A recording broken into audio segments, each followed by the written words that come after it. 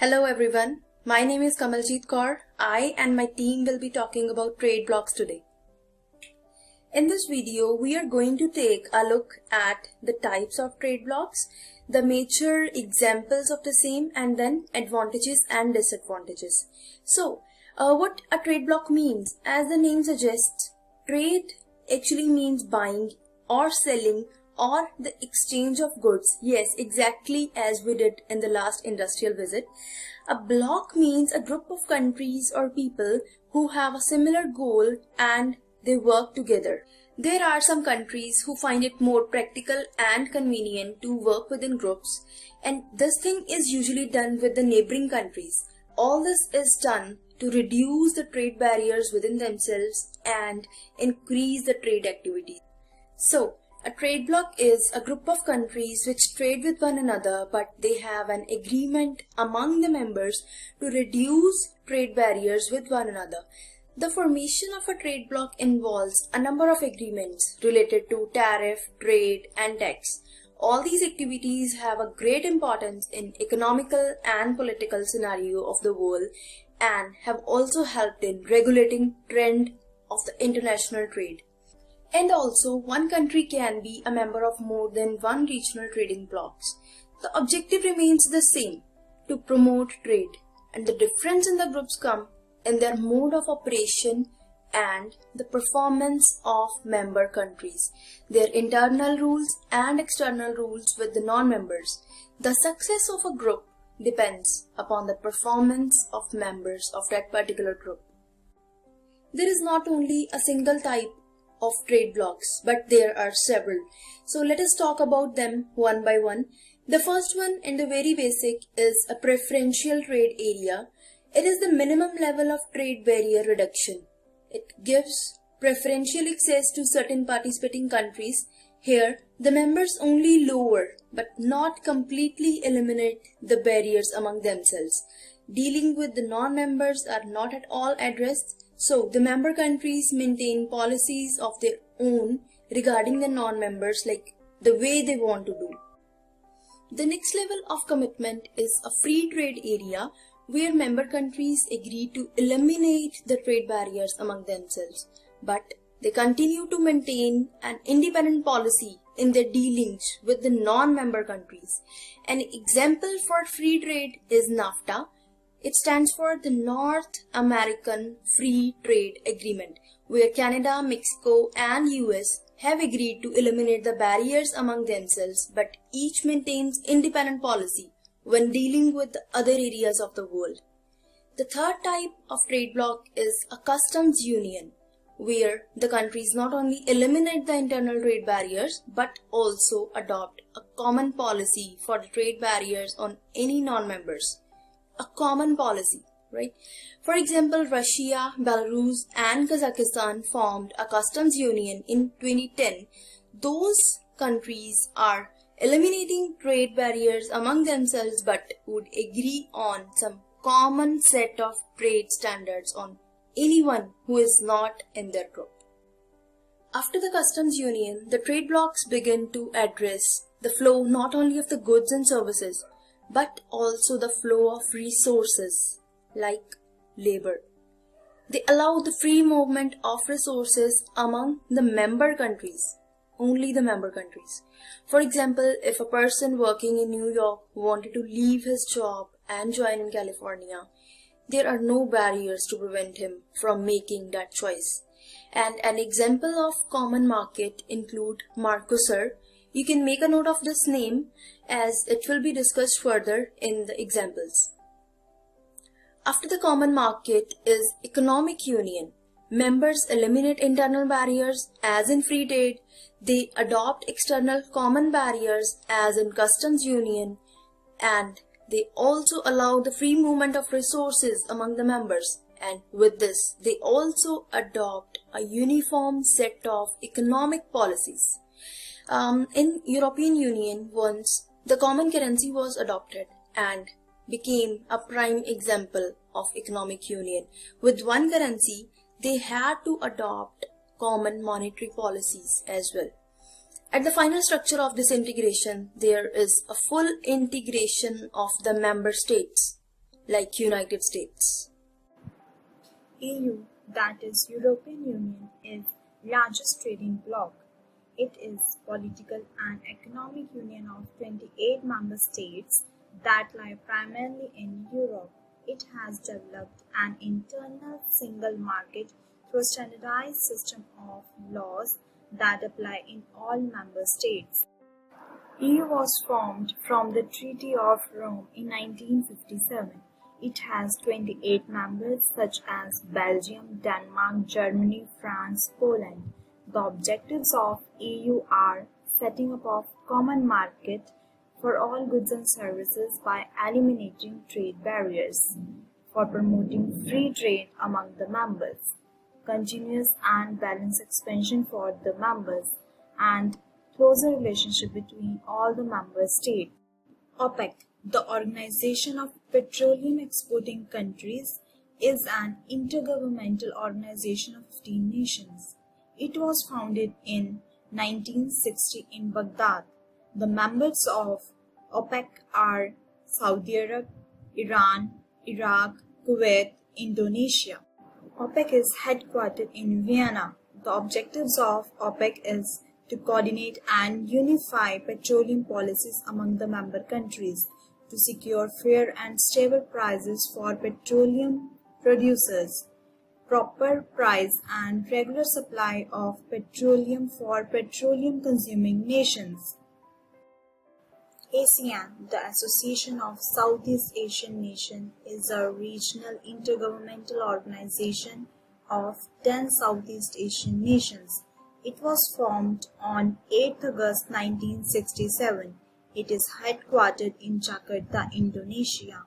It is a network of global alliances and is involved in numerous international affairs.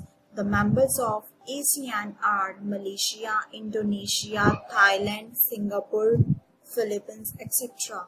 Later on, Burma and Cambodia also joined this association. ASEAN also established AFTA, that is, ASEAN Free Trade Area. The objectives of ASEAN are accelerating economic growth, social progress, cultural development among its members, and protection of regional peace and stability. SAARC, that is South Asian Association for Regional Cooperation, is a regional, intergovernmental and geopolitical union of nations in South Asia. It was formed on 8 August 1985. It is headquartered in Kathmandu, Nepal. The members of SAARC are Afghanistan, Bangladesh, Bhutan, India, Maldives, etc. The objectives of SAARC are to promote the welfare of people of South Asia and improve their quality of life, to promote the economic growth, social progress, and cultural development in the region, to strengthen the relationship with the developing nations. Now let's talk about NAFTA. It comes into effect on January 1, 1994. It is the world's largest free trade area. NAFTA has two supplements: North America Agreement on Environment Cooperation, North American Agreement on Labor Cooperation. It is an agreement signed between Canada, Mexico, and United States. Among its main objectives is to liberalization of trade between Canada, Mexico, and the United States, stimulate economic growth, and gives the NAFTA countries equal access to each other's market. The next one is Mercosur. Mercosur is an economic and political bloc comprising Argentina, Brazil, Paraguay, Uruguay, and Venezuela. It was established in 1991. These four members generate 70% of GNP of Southern America. There are some objectives for it: free transit of production goods, services, and factors between the member states, fixing of a common external tariff, and adoption of a common trade policy with regards to non-member states, the elimination of customs right and lifting of non-tariff restrictions on the transit of goods or any other measures with similar effect.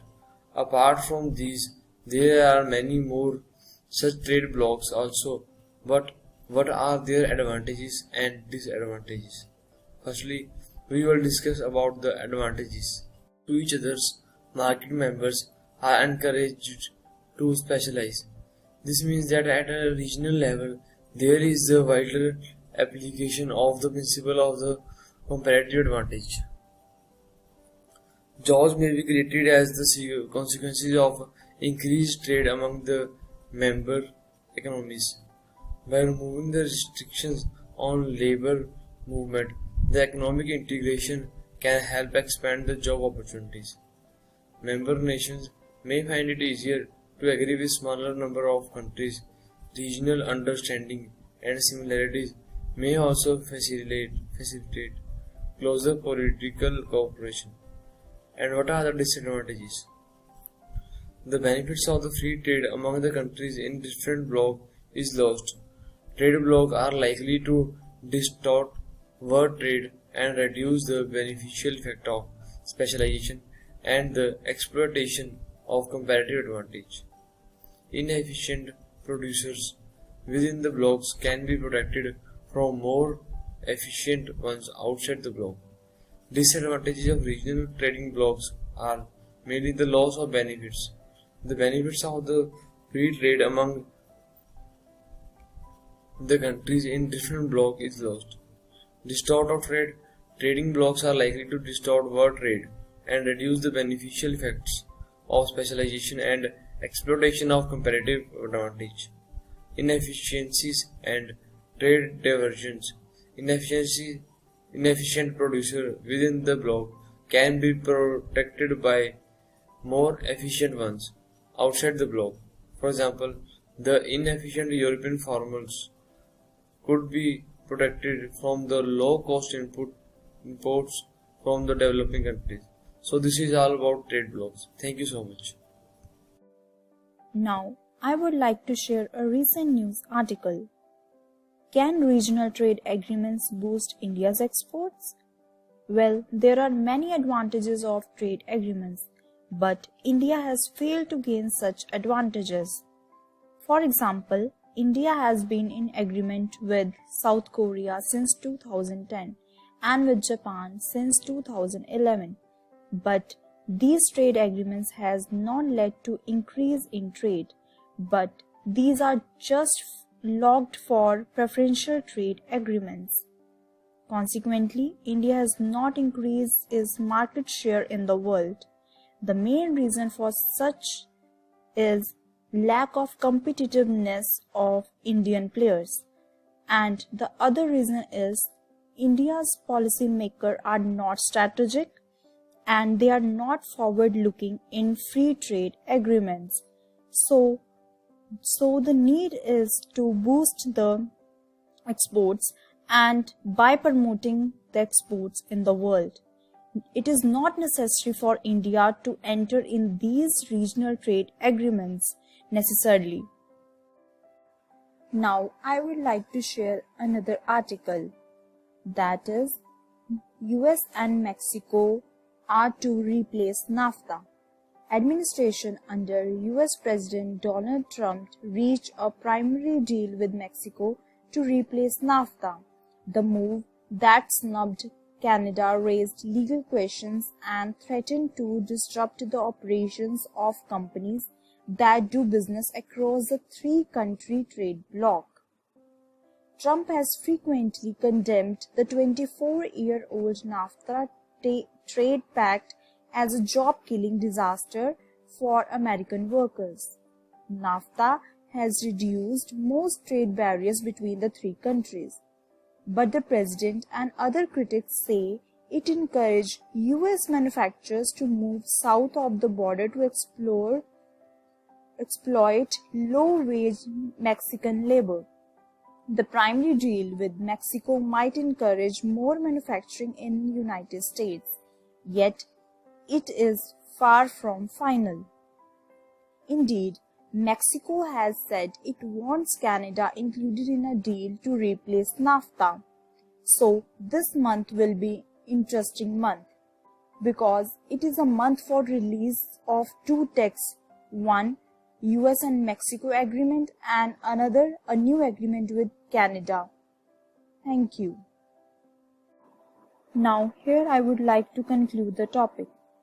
The agreement under trade bloc is entered into as a means of protecting member nations from excessive imports of non-member nations.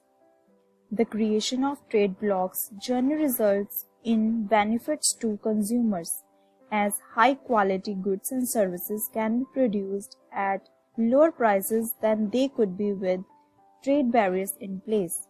Effective trade blocs also tend to create stable political relations between nations and to increase total employment and income levels in all participating countries at least over the long time. Trade blocs also unite several international markets. They put international players in direct competition with each other, which ultimately leads to increased efficiency. Trade blocs also help to make expensive and unavailable products become available in new markets at affordable prices.